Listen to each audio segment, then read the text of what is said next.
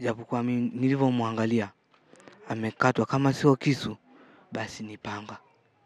Kijana mmoja anayefahamika kwa jina la Hassan Nakembetwa mwenye umri wa miaka 25, mkazi wa mtaa wa Banda Mbili mkoani Arusha, amefariki dunia. Sababu kubwa ni ugomvi uliotokea baina yake yeye na marafiki zake, na hatimaye Hassan alipigwa na panga kichwani. Inaelezwa kuwa ugomvi huo ulitokea tarehe 5 siku ya Jumamosi. Ezno TV ilifika nyumbani kwa Hassan na kuzungumza na ndugu, jamaa na majirani, na hapa wanaelezea tukio lilivyokuwa. Naitwa Tatu Rajabu. Hassan ni mdogo wangu.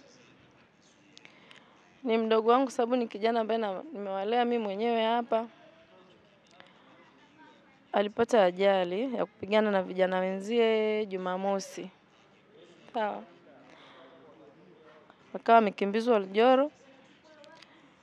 Akiwa amekatwa panga kichwani. Amekimbizwa Oljoro. Lakini Oljoro akakataa kumshona. Sasa kwa sababu ni vijana wakawa wamerudi naye nyumbani. Kesho yake wakawa wamempeleka kwenda kushonwa.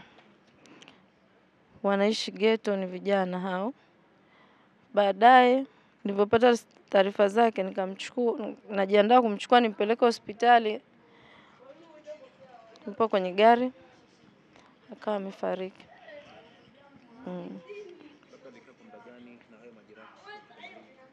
Hayo majeraha amekaa nayo takriban siku 3 mpaka leo mauti ulipomkuta.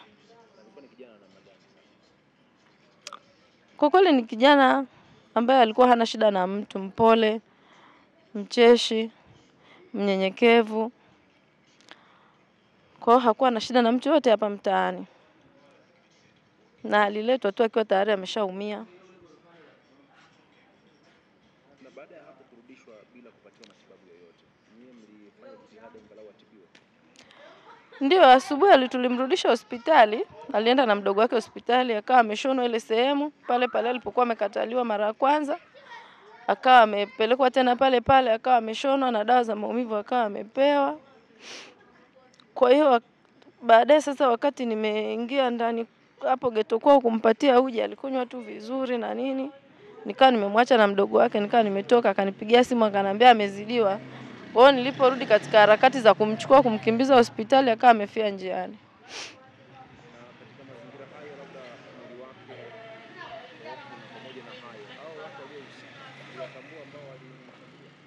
Kwa kweli hatujawatambua mpaka sasa hivi, kwa sababu tulikuwa tunasubiri kauli yake, yeye apate kauli atueleze basi kwamba nani alimshambulia.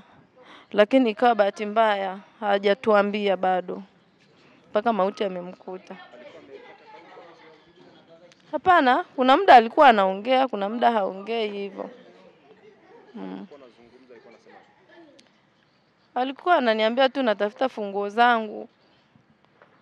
Yaani maneno yake mengi ilikuwa tu ni anatafuta funguo. Sasa hajatuambia kwamba ni funguo za wapi, lakini alikuwa ananiambia tu natafuta funguo mama. Namwambia funguo gani unatafuta? Akaniambia mimi natafuta funguo zangu. Nilimkuta tu pale. Maana si anajulikana.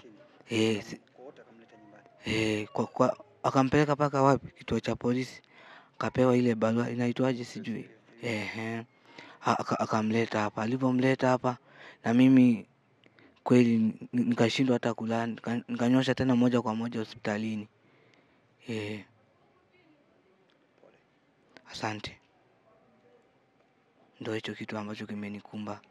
Ndugu yangu ameniacha. Asante. Yaani huyo ndio kaka yangu wa pekee. Mama mmoja na baba mmoja. Baba alitangulia, mama yuko hai sasa hivi. Kwa tulibakia tu wawili. Kwa ndio tulikuwa tunasaidiana kwa kila kitu. Kwa mimi ndio nilikuwa nimesimama kipaumbele, yani mpaka leo hii ameniaga katika mikono yangu. Jina lake halisi anaitwa nani? Anaitwa Hassan Nakembetwa. Alikuwa anajishughulisha na shughuli gani? Kakangu alikuwa na studio. Mimi nilikuwa nimeajiliwa pale Magogo. Na wakati alitoa hiyo saa 3, labda alikuambia chochote? Saa 2, saa 1 amenipigia wakati nipo kazini. Tukaongea tu vizuri, akaniambia ukienda pale hivi kuna huyu mdogo wetu Abu, unitumie SMS nimpigie niongee naye. Nikamwambia sawa. Haya. Basi mimi nilipofunga kazi nikawa nakuja namtumia SMS, kimya, majibu hamna, wala hata ipigwi simu. Nikawa na wasiwasi. Tumekaa hapo watatu, huyu hapa Daudi na mdogo wangu huyu Abu. Tunashangaa naletwa, kumwangalia na ngeu. Kweli nilishikwa na huzuni hapo hapo. Kwa mlikaa naye Jumamosi, Jumapili, kwa nini mlikaa naye siku zote hizo? Tulimpeleka hospitali. Nilimpeleka hospitali. Kweli nilijichanga kadri niwezavyo. Nikafanikiwa kile kidonda kikashonwa. Na daktari akanipatia zile vidonge kawa natumia. Ni kwamba alivamiwa wakamwibia ni vibaka ama alikuwa na wenzake? Kisema kweli mimi sijui, maana ameletwa. Kumuuliza kweli alikuwa haongei. Simu nikamuuliza simu sasa iko wapi hata niambie niwajulishe hata ndugu zangu. Hamna, haongei. Kwani nilipigwa na butwaa. Kwa tangu ameletwa hajazungumza lolote? Yaani ukimsalimia, yaani imezidi sana sekunde 3-4. Anasemaje? Yaani nikumsalimia tu anaitikia basi. Lakini nilishukuru alikuwa anakula chakula, alikuwa anatapika. Kakako alikuwa ni mtu wa namna gani? Kakangu alikuwa tu ni mpambanaji wa kawaida. Anajishughulisha na hii studio. Sawa usanii alikuwa anaimba lakini alikuwa hajakomaa sana. Level yake ilikuwa bado, yani niseme changa yani. Sawa na mtoto mchanga, yani bado anatambaa. Una wito gani kwa serikali?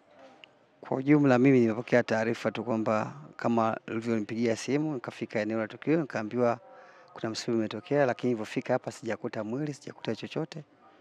Nilichokikuta mimi ni kwamba kuna msiba umetokea, na bahati nzuri ndugu wa karibu wa marehemu wamejaribu kunieleza baada ya kuwauliza nini kimetokea. Wakanieleza ndugu yao alipata majeraha, alipata majeraha, kaletwa hapa wakamkimbiza hospitali kupata matibabu, na leo wakati wanamrudisha wanampeleka tena hospitali kupata matibabu kwa mara nyingine, amefariki njiani wakiwa naenda hospitali. Kwa hiyo kwa ujumla nawapa pole, natoa pole, maana taarifa ni nguvu kazi imepotea. Kwa maelezo ya ndugu wa marehemu alishambuliwa kichwani. Jambo la msingi tukio kama hili linatokea, kwanza mtu awahishwe kupata huduma za kwanza au matibabu, lakini la pili kufuatilia kujua sasa chanzo hasa ni nini. Maana inavyoonekana hajaumia ndani ya mtaa, ameumia maeneo ya duka la simenti kwa maelezo ambayo nimeambiwa. Sasa duka la simenti ni mtaa mwingine, ni kata nyingine, lakini taarifa hizi sasa nimeshtushwa kupata taarifa za msiba, kupata taarifa nyingine yote kwamba kuna mtu kaumia au anahitaji msaada wala. Kwa majina anaitwa Salim Rajab Dagau. Kwa kweli tukio hili la wiki jana kwa kweli limenihuzunisha mimi kwanza mwenyewe, kwa sababu ni kijana bado mdogo, nguvu kazi ya taifa ya kesho kutwa. Sasa kwa kweli hii imenihuzunisha zaidi. Taarifa nimeipata kama ndugu alivyozungumza. Mimi nilikuja hapa nikawa muda umeenda, nikakuta gari inaondoka. Kwa hiyo kwa kweli taarifa rasmi sijaipata. Baada ya kuulizia nikaambiwa kuna kijana amefariki hapa, sasa amepelekwa mochwari. Kwa hiyo sikupata mtu au kunipa maelezo zaidi ya ndugu ambao walikuwa wameshaondoka na mwili. Kwa kweli jeraha nimeliona kwamba, lakini sikujua ni kwa jeraha limeonekana kama haijulikani la panga au la amepigwa jiwe. Kwa hiyo jeraha lipo, ila sijajua nini zaidi kimesababisha hiyo. Unawapa tahadhari gani wananchi? Kwa kweli vijana wetu wa mtaa huu na sehemu zingine nawapa tahadhari. Sasa hivi hali ni mbaya, kwamba hali ni mbaya kwa sababu vibaka wamekuwa wengi. Kwa hiyo ni kuchukua tahadhari, na hata wao vijana wachukue tahadhari.